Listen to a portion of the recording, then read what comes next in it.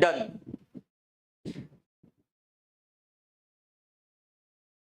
चला रेडी आहात सगळे? बर, आता तुम्ही जर बघितलं केंद्र राज्य संबंध घटनेचा भाग किती नंबरचा आहे? 11 नंबरचा. आणि त्याच्यानंतर जर बघितलं कलम 245 ते 263. बर, बिलकुल टेन्शन घेऊ नका. पंचायत राज जोपर्यंत होणार नाही मी तोपर्यंत नॉनस्टॉप लेक्चर घेईल. ठीक आहे, तोपर्यंत नॉनस्टॉप लेक्चर घेईल, टेन्शन घेऊ नका, त्या बाबतीत निश्चिंत राहा. आता त्याच्यामध्ये 2 चॅप्टर आहेत. पहिला चॅप्टर कायदेविषयक संबंध, आर्टिकल 245 ते 255. आणि मग याच्यामध्ये जर आपण बघितलं केंद्र राज्य संबंध आपल्याला 4 अँगलने बघायचे आहेत. केंद्र व राज्य यांच्या कायद्याचं प्रादेशिक अधिकार क्षेत्र, विषयांची विभागणी आणि कोणत्या सूचीतल्या विषयावर कायदा कोण करू शकतं, राज्य सूचीतील विषयावर कायदा करण्याचा संसदेचा अधिकार आणि राज्याच्या कायद्यावरील केंद्राचं नियंत्रण. आजच्या लेक्चर मधून तुमच्या अनेक शंका दूर होणार आहेत. अनेक शंका. बघा काय सांगितलंय, संसदेचा कायदा संपूर्ण भारताच्या राज्य क्षेत्राला लागू होईल.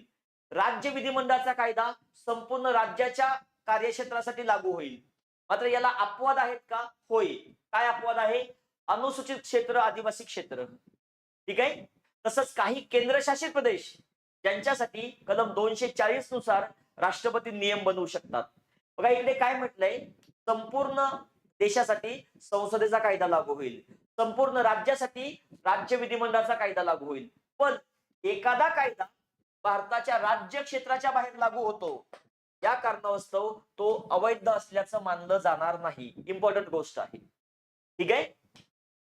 त्याच्यानंतर बघा मी तुम्हाला काय विचारतोय, काय केंद्र सूची, राज्य सूची, समवर्ती सूची, परिशिष्ट 7.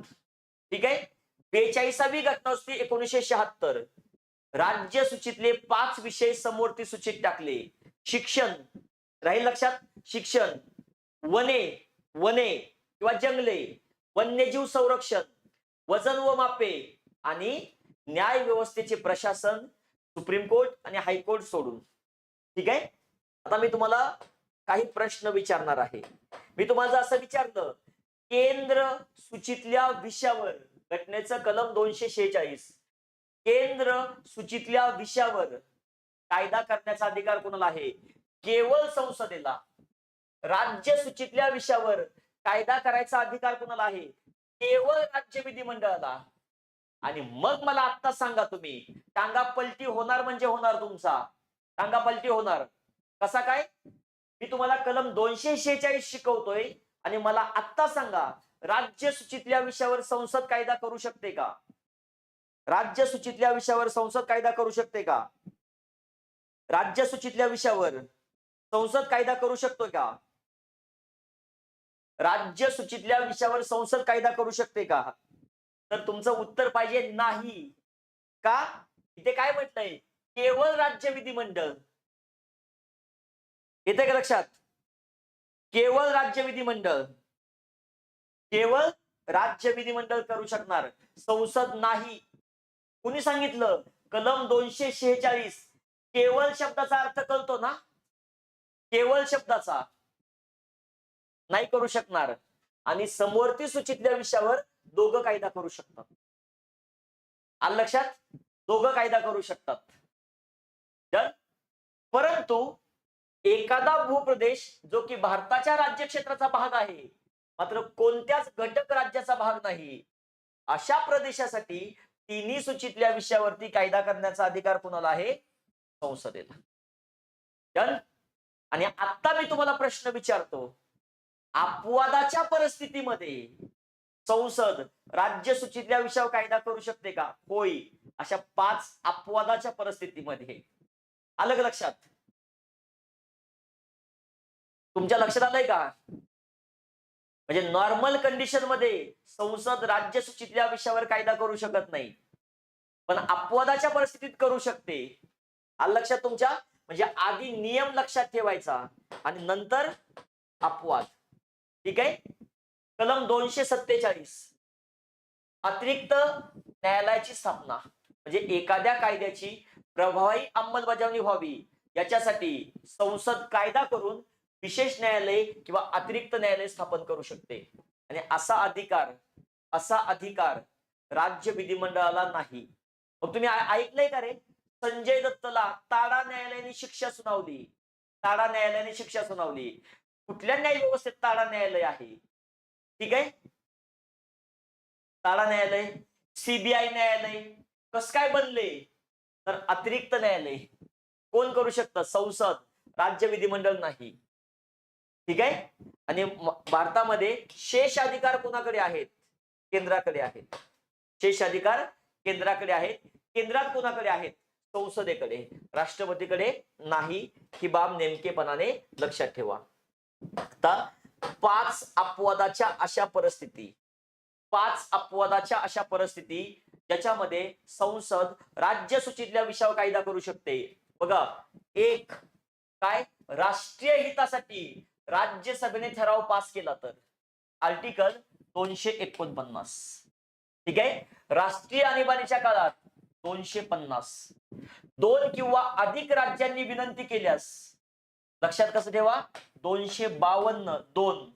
2 किंवा अधिक राज्यांनी विनंती केल्यास एकटं राज्य विनंती करू शकतं का? नाही करू शकत. आंतरराष्ट्रीय कराराची अंमलबजावणी करण्यासाठी 253. मग 3 वर्ण कसं लक्षात ठेवणार? बाहेरची व्यक्ती, दोघात तिसरा. आंतरराष्ट्रीय करार म्हणजे बाहेरची गोष्ट आली, ही आली का लक्षात? म्हणून थर्ड 253. ठीक आहे. आणि राष्ट्रपती राजवटीच्या काळामध्ये हे आहे 356. या 5 परिस्थिती लक्षात राहतील का? पटपट बोला. या 5 परिस्थिती तुमच्या लक्षात राहिल्या पाहिजेत. ठीक आहे. या 5 परिस्थिती तुमच्या लक्षात राहिल्या पाहिजेत. क्लिअर सर्वांना? या 5 परिस्थिती तुमच्या लक्षात राहिल्या पाहिजेत. क्लिअर? बरं, आता पुढे काय बघायचंय आपल्याला? पुढे बघायचंय की कलम 354 काय सांगितलं? ज्यावेळेस राज्य सूचीपेक्षा वरचढ समवर्ती सूचीपेक्षा वरचढ केंद्र सूची. आणि आर्टिकल 255 मध्ये सांगितलेलं आहे की बाबा काही बाबतीत राज्यातली विधेयक ही केंद्राच्या विचारासाठी राखून ठेवावी लागतील. जसं की आंतरराज्य व्यापार व वाणिज्य यांच्यावर बंधनं घालणारे विधेयक. ठीक आहे. त्याचसोबत हायकोर्टच्या अधिकार क्षेत्रामध्ये बदल करणारं विधेयक. क्लिअर?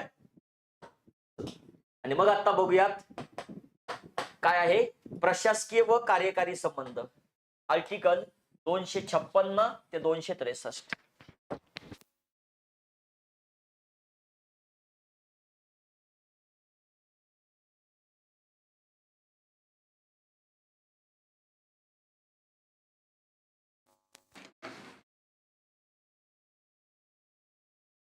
चला, रेडी आहात सगळे? बर, आता काय बघायचंय आपल्याला? बघा, आर्टिकल 256. राज्यांनी आपल्या कार्यकारी अधिकाराचा वापर अशाच पद्धतीने करायचा आहे. अशा पद्धतीने करायचा आहे जेणेकरून संसदेच्या कायद्यांना बाधा पोचता कामा नये. ठीक आहे. आणि आर्टिकल 257. राज्यांनी आपल्या कार्यकारी अधिकाराचा वापर अशाच पद्धतीने करायचा आहे केंद्राच्या कार्यकारी अधिकाराला बाधा पोचता कामा नये.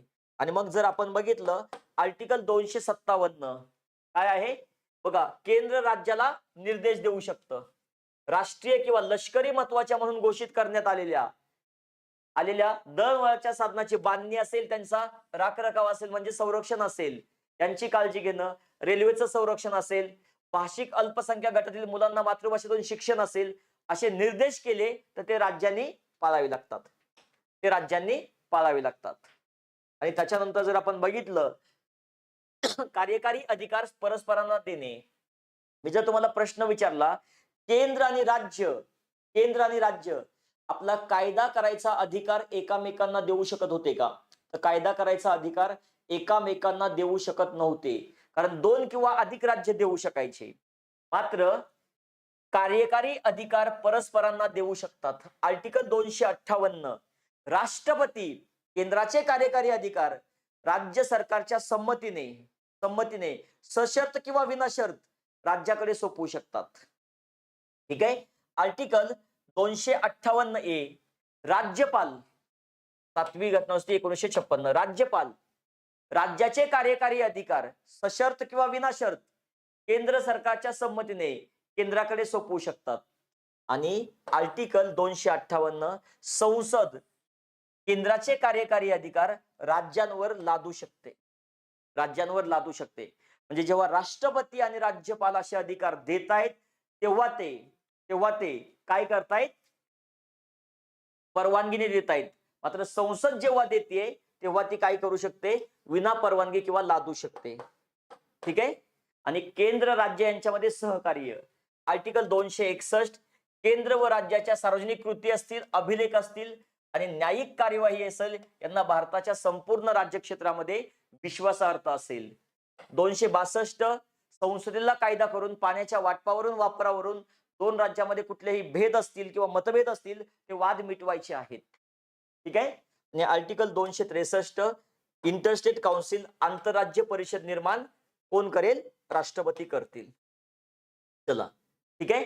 आणि केंद्र आणि राज्य यांच्यामधलं सहकार्य जर आपण बघितलं काय काय आहे, अखिल भारतीय सेवा, केंद्रीय लोकसेवा आयोग, एकात्मिक न्याय व्यवस्था, आणीबाणी संबंध दरम्यानचे संबंध आणि 255 मधले जे काही संबंध आहेत. ठीक आहे. चला आय होप इथपर्यंत सर्वांना क्लिअर झालं असेल.